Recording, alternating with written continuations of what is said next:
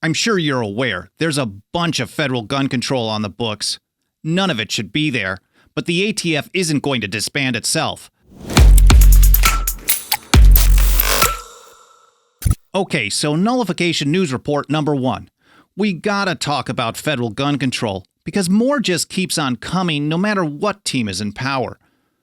But so far this year, there are already 4 states considering really solid Second Amendment preservation acts. In New Hampshire, it's House Bill 474. In Indiana, it's House Bill 1117. In Colorado, it's House Bill 1044. And in Nebraska, it's LB 194.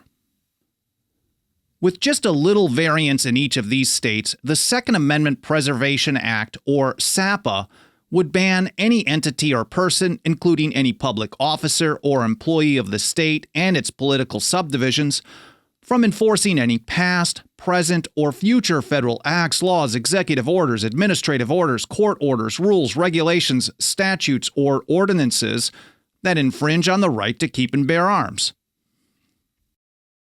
The New Hampshire bill is really cool because the legislation even expressly mentions the natural right to self-defense. All these are very similar to the Missouri Second Amendment Preservation Act passed in 2021. And we know the gun grabbers absolutely hate the Missouri law because it's working as intended.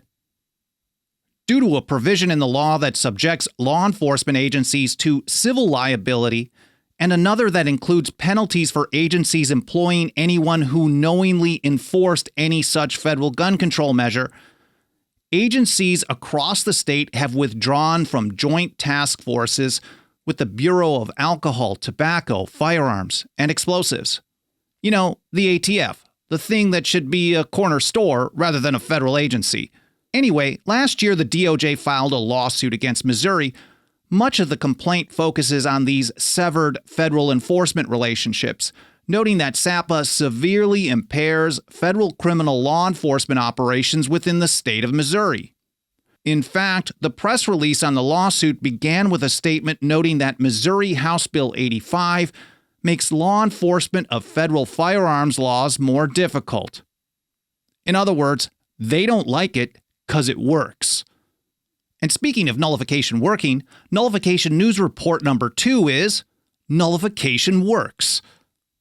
With 37 states now legalizing cannabis in varying degrees, of course, despite the fact that the feds consider it illegal no matter what the states have to say, you'd think we might have some data on how this has all been playing out. And yes, we sure do.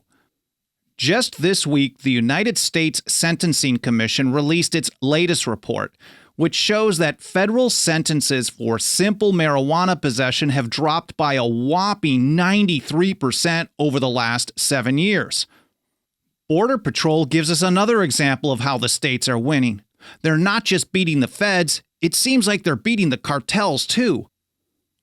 Border Patrol marijuana seizures have declined nearly 95% over the last decade, from about 2.8 million pounds in 2012 to just 155,000 pounds in 2022. Kyle Yeager over at Marijuana Moment has some really interesting insight on this as well. He writes that a report from the Government Accountability Office that was released last year also paints a clearer picture of who is getting caught up in its enforcement activities.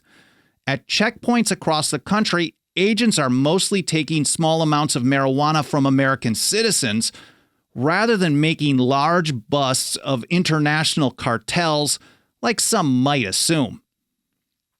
The authors of the Sentencing Commission report also note that the massive drop that they covered actually followed a dramatic increase in federal sentences between 2008 and 2013. It's likely we'll look back at that time as a last-ditch, all-in effort by the feds to stop the people in the states from defying them. They sure tried, but in the face of massive resistance by the people in the states, it's looking more and more like they're going to fail. Ultimately, though, as Thomas Jefferson told us, free people claim their rights as derived from the laws of nature and not as a gift of their chief magistrate. And nothing helps us get that kind of message out to more and more people every single day more than the financial faith and support of our members. Over at 10thamendmentcenter.com/members, you can join us for as little as $2 a month. We also have annual, 5-year, and lifetime options, and you can help us take a stand for the Constitution and liberty, whether the government likes it or not. So a big thanks goes out to you through the TAC membership program for sponsoring this episode of Nullification Movement News, NMN.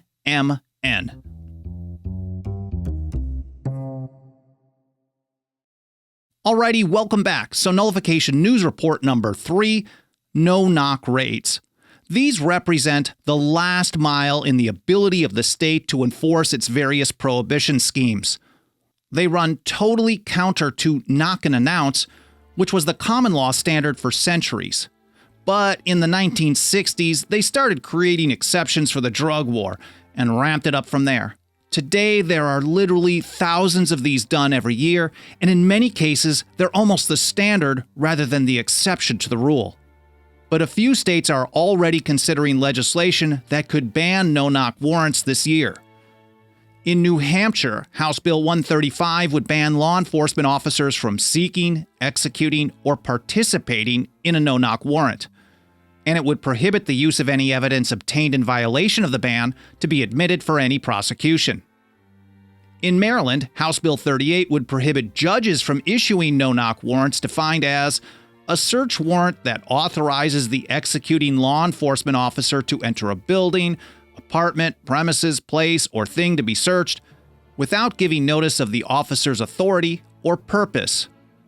There's also Texas HB 762, South Carolina H 3365, and New Jersey A 1372.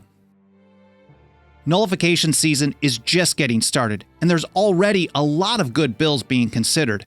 But whether the states do the right thing or not, it's ultimately up to the people. It's up to we the people to learn how to exercise our rights, whether the government wants us to or not.